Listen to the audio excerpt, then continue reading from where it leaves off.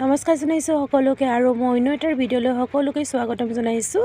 আপোনালোকে সকলোৱে জানে যে 8 মাৰ্চ তাৰিখটো আন্তঃৰাষ্ট্ৰীয় নাৰী দিৱস হিচাপে উদযাপন কৰা হয়, কিন্তু আমাৰ বিশেষ কাৰণবশতঃ আমি 9 মাৰ্চৰ দিনাখন নাৰী দিৱস হিচাপে উদযাপন কৰিলোঁ। পিছে মই ভিডিঅ' আপলোড কৰাহে দেৰি হ'ল, জানেই নহয় মোৰ এলেহুৱা স্বভাৱ এটা আছে। আৰু আপোনালোকে সকলোৱে চাওকচোন কুঁহি যোগা কেন্দ্ৰৰ পৰা আমিনো কেনেকৈ নাৰী দিৱসটো উদযাপন কৰিলোঁ।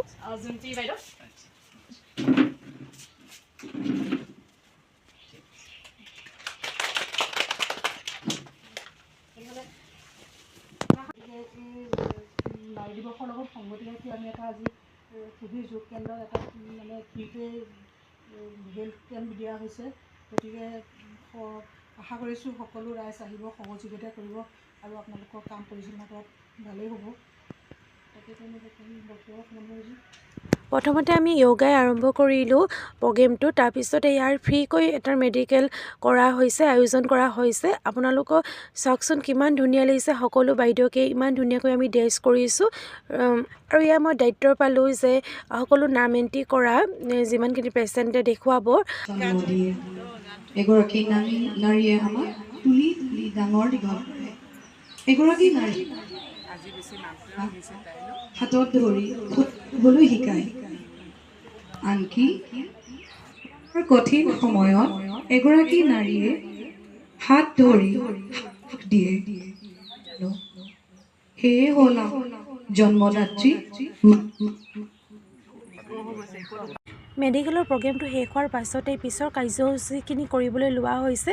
আৰু সেইদিনাখন সঁচাকৈ বহুতেই ভাল লাগিলে। সকলোৱে আমি একে ৰঙৰ ড্ৰেছ পিন্ধিছোঁ চাওকচোন, আৰু বহুত ফূৰ্তি কৰিলোঁ, নাচিলোঁ, বাগিলোঁ। সেই দিনটো সঁচাকৈ পাহৰিব নোৱাৰি। প্ৰথমতে মই নিজকে ধন্যবাদ জনাইছোঁ যে ইমান ধুনীয়া এটা পৰিৱেশত মই থাকিবলৈ পালোঁ সেইদিনাখন। ৰাতিপুৱাতে মোৰ এটা সৰুকৈ এক্সিডেণ্ট হৈছিলে, তথাপিতো হাজবেণ্ডে থৈ আহিলে আৰু গোটেইখিনি একেবাৰে শেষ কৰিহে মই ঘৰলৈ আহিছোঁ। বহুত ভাল লাগিলে সেইদিনাখন। আৰু আমাৰ য়োগাৰ কুঁহি প্ৰতিগৰাকী বাইদেৱে ভাল হয়, বহুত পজিটিভ হয় বাইদেউহঁত। তেওঁলোকৰ লগত থাকি কিবা নিজৰ লাগে আৰু আপোন লাগে।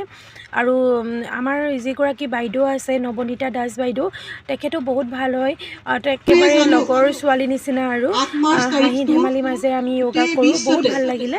নাৰী দিৱস হিচাপে পালন কৰা হ'ল, যদিও আমাৰ কিছুমান কাৰিকৰী সমস্যাৰ কাৰণে আমি আজি 9 তাৰিখটো উদযাপন কৰিবলৈ লৈছোঁ।